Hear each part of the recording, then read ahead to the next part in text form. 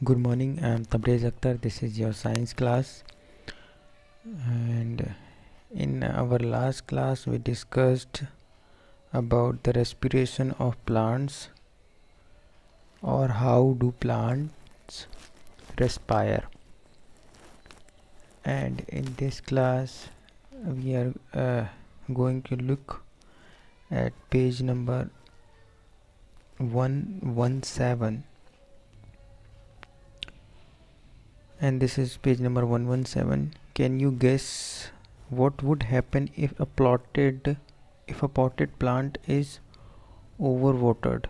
In this chapter, you learn that respiration is a vital biological process. All living organisms need to respire to get the energy needed for their survival. तो हम इस chapter में respiration के बारे में हम पढ़े हैं और एक क्वेश्चन और दे रहा है इसमें कि अगर ज़्यादा पानी भर दिया जाएगा तो क्या प्रॉब्लम होगी।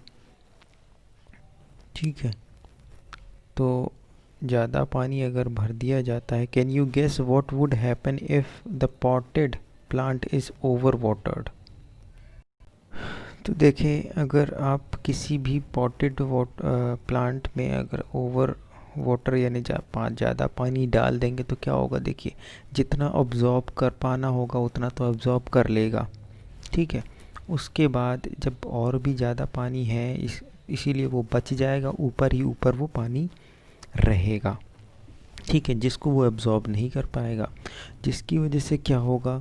अब ऊपर ही ऊपर पानी है पॉट में, है ना, भरा हुआ है। तो अब जो है तो सॉइल के थ्रू हमने पढ़ा है, सॉइल के थ्रू जो है तो रूट में एयर पहुंचती है, ठीक है। सॉइल में एयर स्पेस होता है और जिसकी वजह से रूट में एयर पहुंचती है और रूट रेस्पिरेशन करते हैं। तो अगर अब ऊपर की तरफ तो पूरा पानी है, तो अब ऊपर की तरफ पानी है तो हवा बाहर से अंदर सॉइल में ऐसे पोर्स में, सॉइल के पोर्स में कैसे जा पाएगी, क्योंकि ऊपर तो पूरी पानी की लेयर चढ़ गई है। तो इसकी वजह से अब रेस्पिरेशन प्रॉब्लम में आ जाएगा, रेस्पिरेशन नहीं मिल हो पाएगा किसका, जो रूट है उसका, क्योंकि अब उस तक हवा नहीं पहुंच पा रही है, ठीक है। और इससे क्या होता है कि इससे प्रॉब्लम्स आने लगती है प्लांट में भी। तो बहुत ज़्यादा पानी भर देने से भी प्रॉब्लम्स आती हैं। और in this chapter you learn that respiration is vital biological process. तो इस चैप्टर में हमने देखा कि एक रेस्पिरेशन जो है एक बायोलॉजिकल प्रोसेस है जो कि लगभग सारे लिविंग ऑर्गेनिज्म में होती है रेस्पिरेशन, ठीक है। और all living organisms need to respire, और उनको रेस्पायर करने की ज़रूरत होती है एनर्जी के लिए, ठीक है, और सर्वाइवल के लिए, ठीक है। तो ये चैप्टर फिनिश हो गया है। अब आते हैं क्वेश्चन आंसर्स।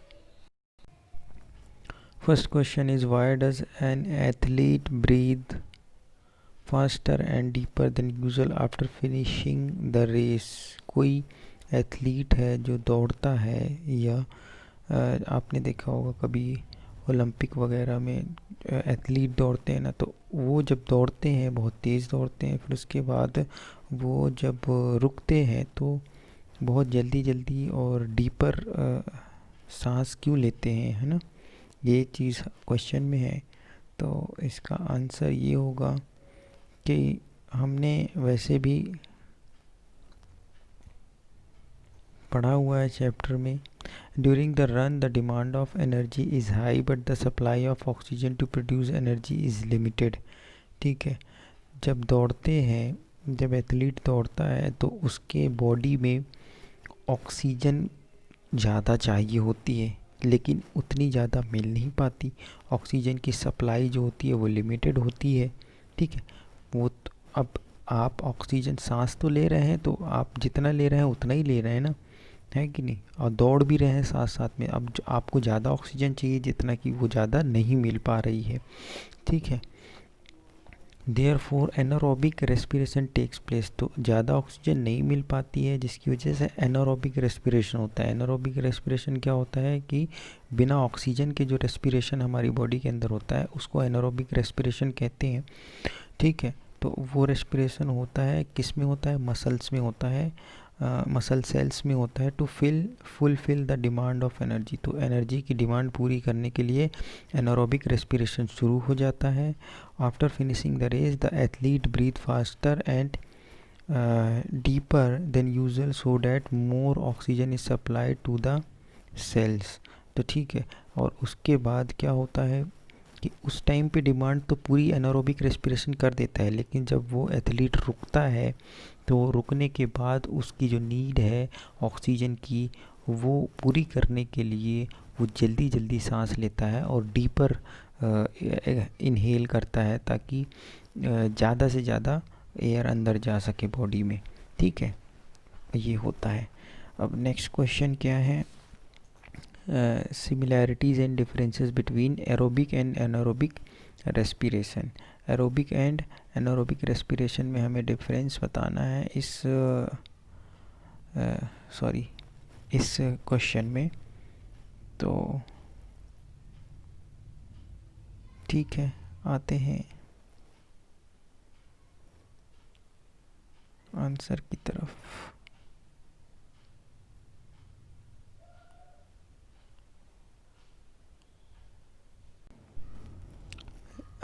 सिमिलैरिटीज़ पहले देख लेते हैं कि सिमिलैरिटीज़ क्या होती है। In both aerobic and anaerobic respiration food is broken down to release energy. तो दोनों रेस्पिरेशन का मतलब क्या होता है, काम क्या होता है, काम यही होता है कि फूड को ब्रेक डाउन करना और एनर्जी को रिलीज़ करना। तो फूड ब्रेक डाउन करना, एनर्जी रिलीज़ करना, दोनों का ही काम है।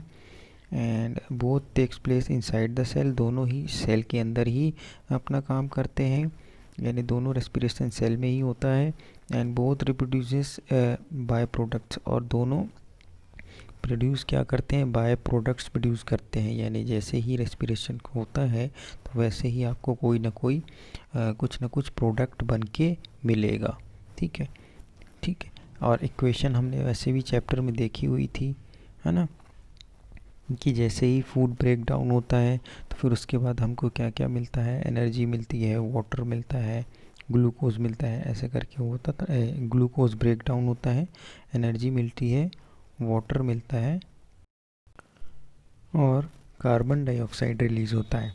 तो सिमिलैरिटीज़ देख लिए। अब डिफरेंसेस में आते हैं। डिफरेंस क्या होता है एरोबिक और एनारोबिक रेस्पिरेशन में? डिफरेंसेस क्या हैं? सबसे पहले takes place in the process of oxygen, in the presence of oxygen. तो ऑक्सीजन के प्रेजेंस में ये होगा एरोबिक, और एनारोबिक होगा एब्सेंस ऑफ ऑक्सीजन, ऑक्सीजन के बिना प्रेजेंस में यानी एब्सेंस में ये होगा। और second is energy is release in higher amount, energy release in lesser amount. इसमें ज़्यादा एनर्जी रिलीज़ होगी क्योंकि ऑक्सीजन हमें मिल रही है, इसमें कम एनर्जी रिलीज़ होगी, यानी काम चलाने के लिए एनारोबिक रेस्पिरेशन एक तरह से बैकअप का काम कर सकता है हमारे लिए, ह्यूमन के लिए। ठीक है। Now carbon dioxide and water are the produce as by product. तो बाय प्रोडक्ट इसका क्या क्या होता है? कार्बन डाइऑक्साइड मिलता है, ठीक है, यानी एरोबिक रेस्पिरेशन के बाद जो ग्लूकोज ब्रेक डाउन होता है वो कार्बन डाइऑक्साइड वाटर में ब्रेक डाउन होता है और एनर्जी भी रिलीज़ होती है। और यहाँ पे एनारोबिक में देख लिया जाए, carbon dioxide water are produce as by product. ठीक है, इसमें भी कार्बन डाइऑक्साइड और वाटर प्रोड्यूस होता है बाय प्रोडक्ट्स में। ठीक है, दोनों का बाय प्रोडक्ट्स बनता है।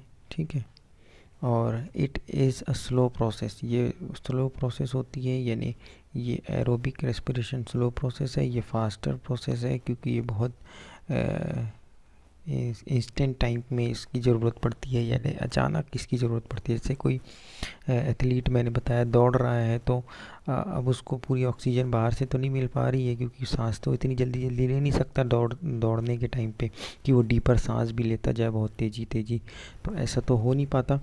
तो पूरा कंसंट्रेशन दौड़ने में रहता है और सांस उसकी लगभग धीरे धीरे ही जाती है। ठीक है, तो it is a fast process, तो इसीलिए रेस्पिरेशन अचानक से शुरू हो जाता है, तो ये एक फास्ट प्रोसेस है। एग्जाम्पल एनिमल एंड प्लांट्स, तो ये एग्जाम्पल किस में लगता है, aerobic respiration animals and plants में लगता है, और ये वाला एग्जाम्पल जो है ह्यूमन सेल्स में और ईस्ट में, बैक्टीरिया में एनारोबिक रेस्पिरेशन होता है। हमने चैप्टर में इस चीज़ का स्टडी किया हुआ है। नेक्स्ट क्वेश्चन आते हैं क्वेश्चन नंबर थर्ड में। क्वेश्चन थर्ड कहता है कि why do we often sneeze when we inhale a lot of dust laden air. तो हम स्नीज़ क्यों करते हैं जब हम एयर को इनहेल कर लेते हैं, कोई ऐसी एयर जिसमें डस्ट हो। तो ये चीज़ हम चैप्टर में अगर आप रिकॉल करेंगे तो मैंने बताया था कि क्या होता है कि जो पार्टिकल हम इनहेल करते हैं तो उसकी वजह से इरिटेशन होता है नसल कैविटी में। जब नसल कैविटी में इरिटेशन होता है तो जिसकी वजह से ये स्नीजिंग होती है। ठीक है, तो सबसे पहले हमारे अगर नोज़ के अंदर की बात करूं तो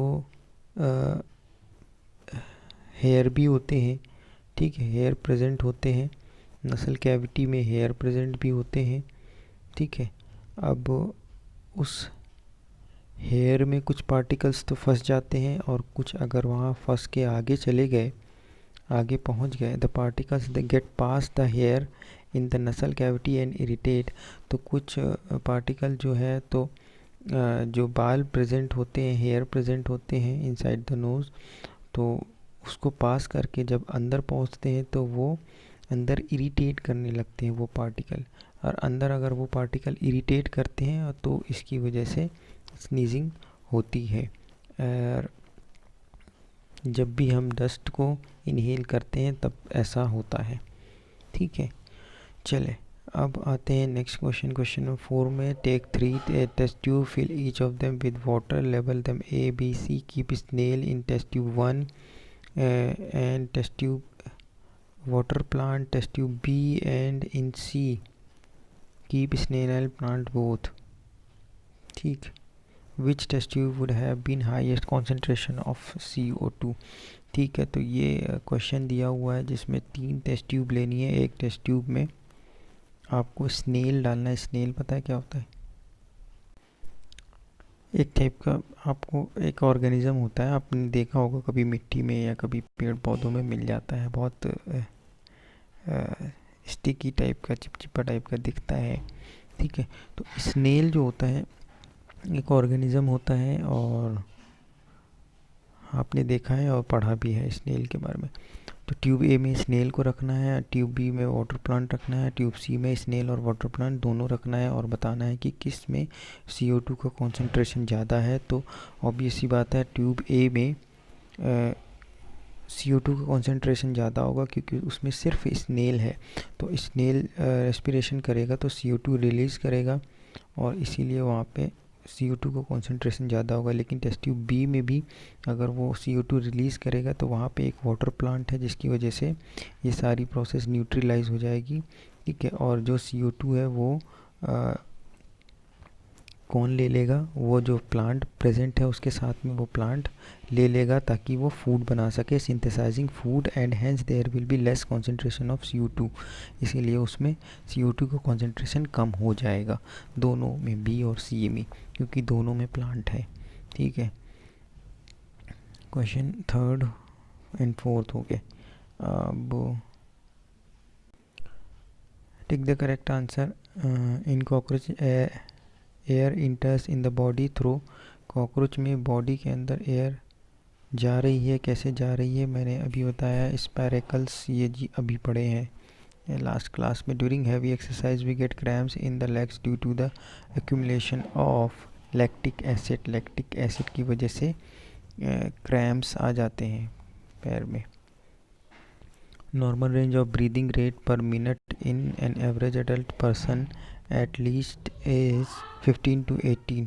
15 से 18 होता है। क्या 15 to 18 होती है रेंज पर मिनट में सांस लेने की। During acceleration the ribs moves downward. तो एक्सिलेशन के टाइम पे रिब्स जो होती हैं वो डाउनवर्ड हो जाती हैं, और match the column. Look at the match the column. First is yeast and connect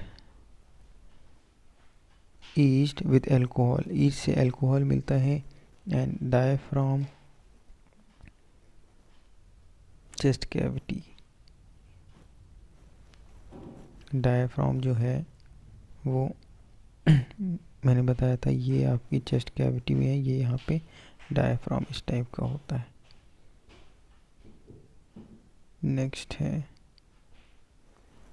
skin को अर्थवॉर्म के साथ मिलाना है क्योंकि रेस्पिरेशन जो होता है उसका स्किन में होता है, स्किन से होता है. लीव्स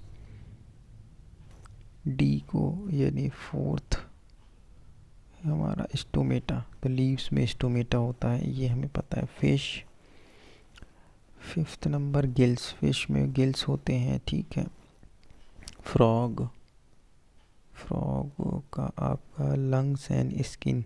फ्रॉग के बारे में पढ़ा था, ये इनमें लंग्स भी होता है और स्किन में भी इनमें रेस्पिरेशन होता है यानी एयर पास होती है. ठीक है. तो ये सारी चीज़ें हो गई मैच द कॉलम. और लास्ट है ट्रू और false. During heavy exercise the breathing rate of a person slows down. ज़्यादा एक्सरसाइज के टाइम पे जो रेट ऑफ ब्रीथ है किसी पर्सन की वो कम हो जाती ही नहीं, ऐसा नहीं होता.